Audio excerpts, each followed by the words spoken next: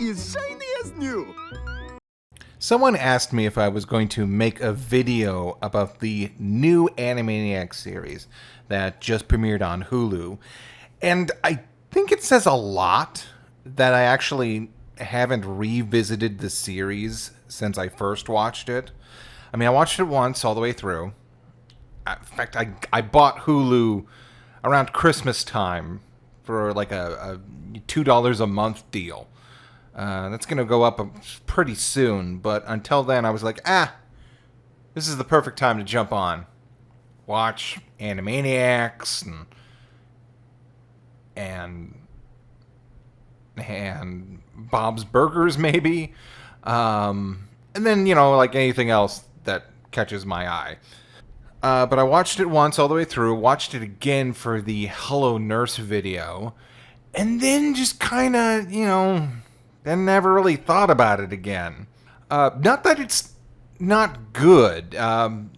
The starting out, the voice acting is, great. We're doing this thing where we don't waste our first lines. Everyone sounds like a little older. I mean, Paulson, bless his heart, he had that scare with throat cancer, but he hasn't missed a step. They gotta be funny, they gotta be irreverent, and most of all, they gotta be carefully crafted. Jess Harnell can still bring it as Wacko. But you just wasted yours on. All right, guys, there's a lot of pressure on our first lines. And you just wasted yours on. But you just wasted yours on.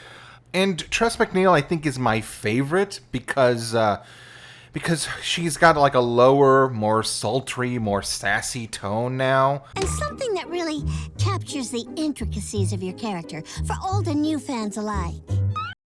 It kind of scratches that itch of the sitcom I've always wanted, about like an Minnie Mouse who is just like sick and tired and a little depressed about being a corporate mouthpiece and just like doing shows directed at kindergartners. This is before the new Paul Rudish series, so but yeah, that's just what I've always imagined. When did the world become so unbearable? I will always love TMS and like the Star Studio animations. TMS is probably like my favorite animation studio. You'll know them from like the 90s. They did things like, Animaniacs, Tiny Toons. They did like the first season of Gargoyles. I think they animated the entire series of Wuzzles, which probably doesn't ring any bells, but if you like watch that and you just like see some of the animation that they pull off, like there's just like I think there's like a car chase and like a surfboard sequence that is just like really just, it reminds me of how I spent my summer vacation, the Tiny Toons movie. And of course they animated like Batman, The Return of the Joker. Just, I will always love that sort of era of animation. But no, Titmouse is doing fine.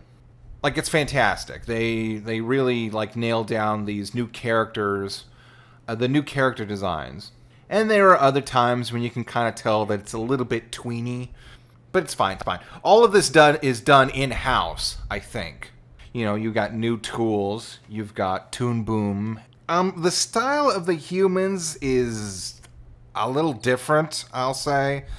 I don't mind it so much for like all the incidental characters, but Ralph looks like really different. That's just sort of like the one glaring point. I know some people have complained about how like they're a little bit over detailed, they're a little bit over designed. It definitely creates a clear-cut point between the two eras, because even though multiple studios worked on that original series, and they all each put their own kind of flair on the human designs, you could pretty much tell that they were all working from the same design standpoint, or the same design packet. I don't know. I mean, I like it. I like that it's different. But some of them are just a little bit toothy. Some of them are a little bit too toothy for me. I'll just leave it at that. And like I said, Ralph is like really different. And then of course you have the new CEO, which I sort of like. I like her design. I like her attitude. I don't like that she seems to be almost impervious to the Animaniacs antics. They probably just haven't written any scenarios where that would come up. There's like one time when they try to harass her when they're looking for donuts, and she sort of goes so crazy that even the Animaniacs don't want to deal with her. You think I would risk my chance to make it to the singularity by eating refined sugar?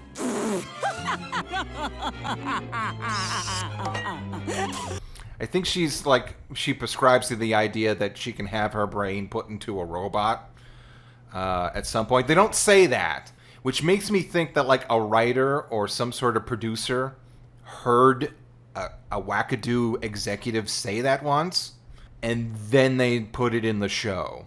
We heard from him. He liked you. We're going to hire you. We're going to move forward. Did he bring up the spider? But anyway, yeah, I'm hoping that maybe there's a little bit more back and forth between her and the Animaniacs, same way that it was with plots in the old days. One thing I really don't like the Pinky and the Brain segments, which made me realize that maybe Pinky and the Brain wasn't my favorite back in the day. I mean, I know they were popular enough to get a spin-off, but I'm just trying to think about what were the Pinky and the Brain segments that I really, really liked. I liked the, or actually like the first whole solo episode of Pinky and the Brain, the one where they go to the Alps for the big UN meeting. That was like actually like a big adventure. That wasn't just like the Jeopardy episode, which I think is the first one. And then I think it got a little bit better as it went along. You had things like Billy, and you had Snowball. I can't get into the Pinky and the Brain segments in this new show. I think Brian. I think Brain might be just like a little bit too, like, I think he's too mean. He just seems like way more ruthless than he was in the original series. Basically, you know, frying his wife's brain.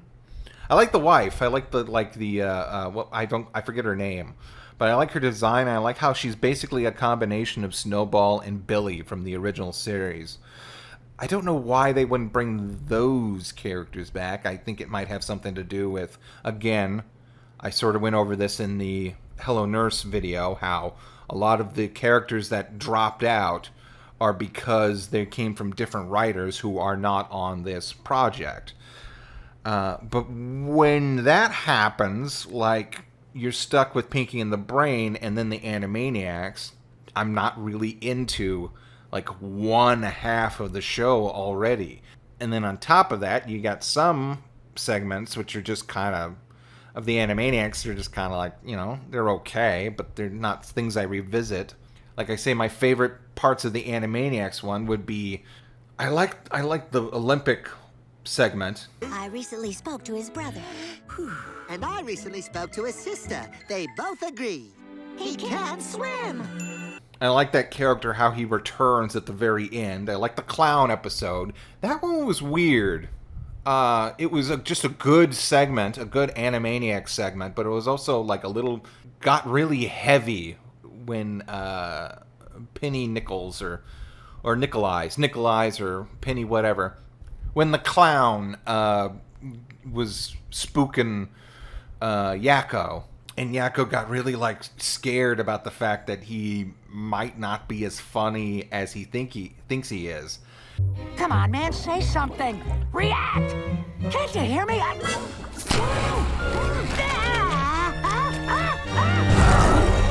And that's just like, wow, this is really heavy for Animaniacs, or at least the reboot.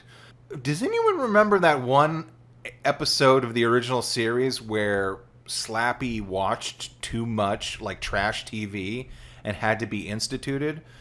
And then Skippy had to go and live in, like, an orphanage? Or not an orphanage, a foster home. Well, I don't know, Skippy. I think there's a very good chance your aunt will need to stay here for the rest of her... No, that can't be possible. She's going to get well. You get better, Aunt Slappy. Then you'll come back home. We still have lots of fun stuff to do. I'll love you forever, Aunt Slappy. Yeah, but just like capping off Pinky and the Brain, I think it was no coincidence that my favorite episode of that was the Frankenstein one. First of all, I think that was just, you know, a good setup for them. The monster design was fun. The villagers were pretty funny.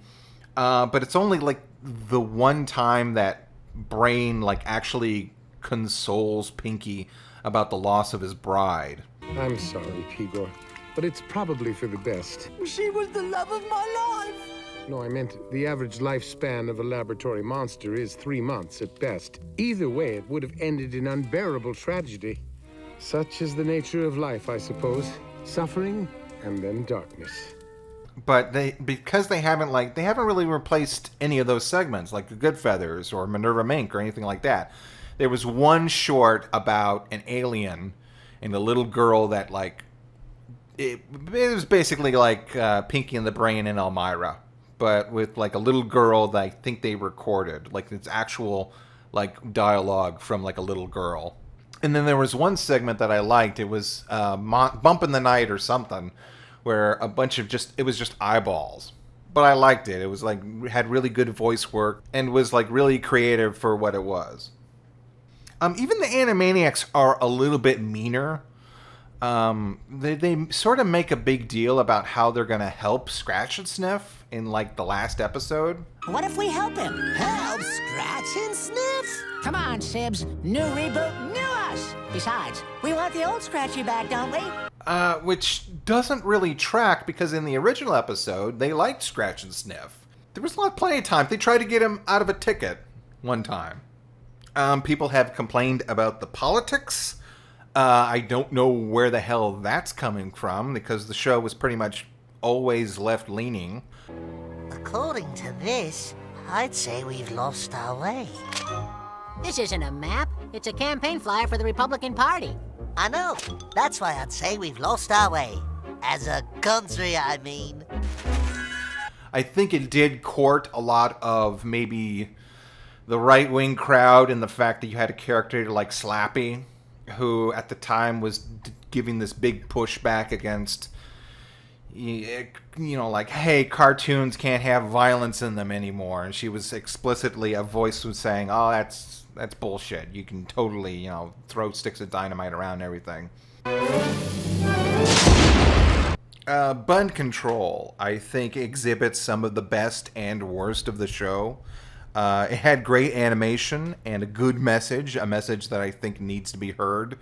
But it was muddled by the fact that it didn't really depict any actual way of dealing with the situation. Not like the skeleton episode of KO. Also, I think like the big anime sequence in the middle of that, I think comes from out of nowhere. When they were advertising the show, I thought that was going to be its own thing. I thought they were going to like spoof anime, but I thought that was going to be its own self-contained segment. The fact that it's kind of wedged in here, I don't get what they're trying to say with that. Like hyper-violence or what? I think if they wanted to do that and show off, they should have had them going to an anime convention. Also, I don't like the Tuck Buck segments. I feel, in a way, they sanitize Tucker Carlson by making fun of him as just another talking head instead of a mouthpiece of white supremacy and dangerous conspiracy theories that he is. He should get the Slappy Squirrel treatment and end every cartoon he appears in as a crater.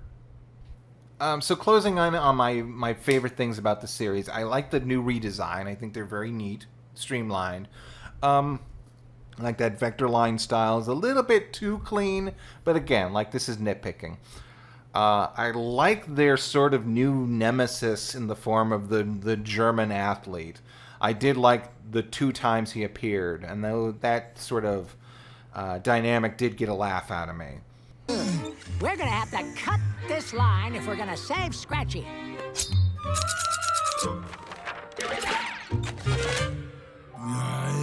I hate that they can do that without feeling self-conscious. I almost want to say Schwarzenegger is so far away now out of the public zeitgeist that people like me know who he is, and then the writers of the series probably know, but that's not the first thing that comes to mind, especially for maybe kids. When I was watching Animaniacs, I didn't know who any of the celebrities were. when the Animaniacs showed up at that big Hollywood party. I didn't know what the Christopher Walken jokes were all about. I know now. My favorite segment by far was the Ralph time-lapse one, where he goes and he sits down for his shift and he immediately falls asleep.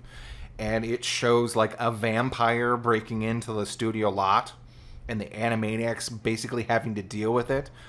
I thought that was hilarious when they break the gate to make wooden stakes and they have to fight off this vampire, and like they use Ralph as bait. That by far was like my absolute favorite segment. I think it was like creative, I think it was efficient, and I think I would like to see more of that in season 2, which I know that they are making right now.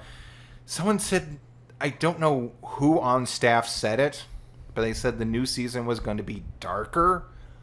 Maybe if they touched on more of the stuff like they did with the clown episode, where they get into like maybe the psychology of the Animaniacs, which I don't know if people want that. I don't know if I want that, but it would be different. And the original Animaniacs sort of like pulled some heartstrings. I mean, you got Yakko's Wish, where they do the little bedtime story for Dot, and you've got like the Slappy episode that I talked about. You have like heartwarming moments, between Scratch a Sniff and the Animaniacs, where he like teaches them how to behave, and they all get to go to the party, and they're all excited about that. I think the new season could use a little bit more heart. I don't know if that would translate to going darker. I think you just kind of maybe put in a little bit more heartwarming moments. Like I say, I still like Tiny Toons, because I think that Tiny Toons had more like intersocial and emotional resonance between all the characters, because they set it up like that. They were sort of going to school and they were hanging out afterwards, and they were trying to figure out what they were going to do when they got out of school, who they were as people, with Babs trying to figure out who to emulate.